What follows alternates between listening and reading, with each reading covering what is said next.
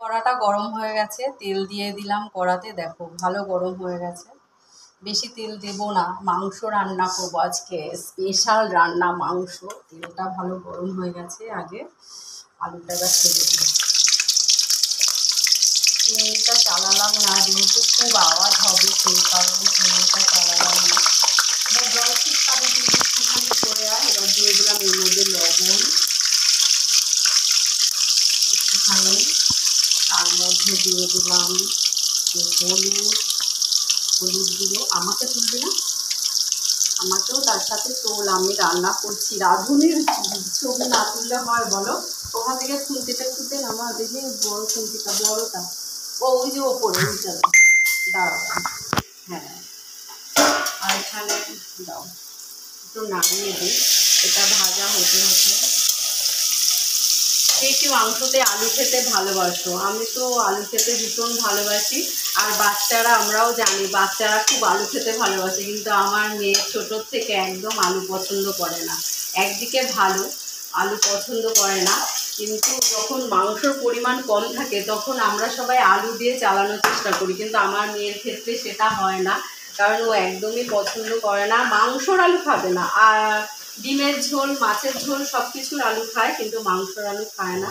এর মধ্যে দাঁড়াও, ওটা দেখিয়ে দিচ্ছি। এর মধ্যে সমস্ত মশলা দিয়ে দিয়েছি, শুধু এখন লঙ্কাটা বাটি দেওয়া। লঙ্কাটা তো এটাও হচ্ছে, এবার লঙ্কাগুলো দিয়ে দিই। তোমরা কটা লঙ্কা খাও মাংস?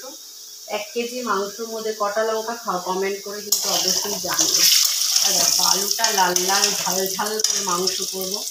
আর এটা একটা বাটিতে নেবো আলু, ওই হ্যাঁ ওই বাটিটা দিচ্ছে আস্তে করে দেখে দে।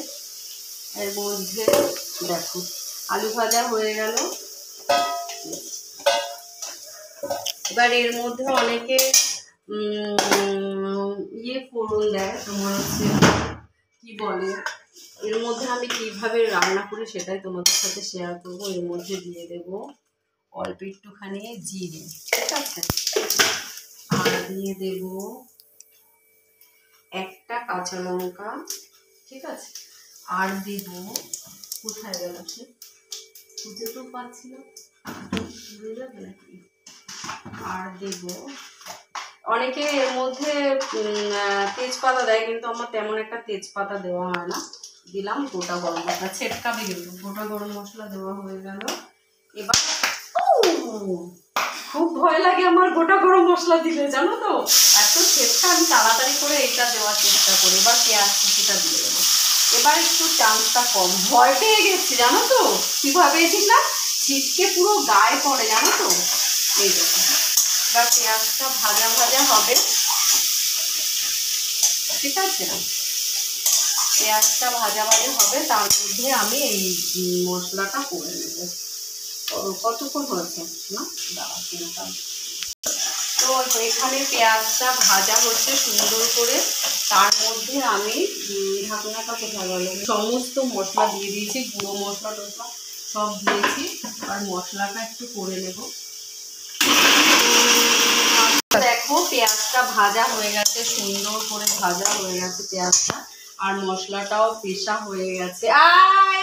জিমি মুখ দেবে ওখানে। দেখো মশলাটা সুন্দর করে পেশা হয়ে গেছে। যেটা গুঁড়ো গুঁড়ো দেখতে পাচ্ছ না, হালকা হালকা কালো কালো, ওটা হচ্ছে গোলমরিচ, বুঝেছো? গোলমরিচটা তো পুরো মিহি হবে না, সেই কারণে। এবার পেঁয়াজটা দেখো সুন্দর করে ভাজা হয়ে গেছে। এবার আমি এর মধ্যে মশলাটা দিয়ে তারপরে সুন্দর সুন্দর চিকেনগুলো দিয়ে দেবো। আজকে লেগ পিস আনেনি দাদা, এই ধরনের পিস এনেছে, দাঁড়াও দেখাচ্ছি, এরকম ধরনের পিস এনেছে, লেগ পিস পাইনি বোধ হয়। যাই হোক, চিংড়ি চালাইনি বলে খুব অসুবিধা হচ্ছে। তো এর মধ্যে এখন টমেটোটা দিয়ে দিচ্ছি, টমেটো কুচিটা দিয়ে দিলাম। টমেটো যখন একটুখানি এটা পুরো মানে 80% হবে, তারপরে মশলাটা দিতে হবে, না হলে কিন্তু মশলা দিয়ে প্রচণ্ড গন্ধ বেরোয়, টমেটোর কাঁচা গন্ধটা বেরোয়, মশলার না কাঁচা গন্ধটা বেরোয়। তো এটা 80% হয়ে গেলে এর মধ্যে আমি মশলাটা দেবো। এই হচ্ছে আমার মাংস রান্নার প্রসেস। তো তোমরা জেনে গেলে, আর রান্নার শেষে একদম গরম মশলা আর ঘি ছড়িয়ে নামিয়ে নিতে হবে। টাটা। ভালো লাগলে অবশ্যই সুন্দর করে কমেন্ট করো।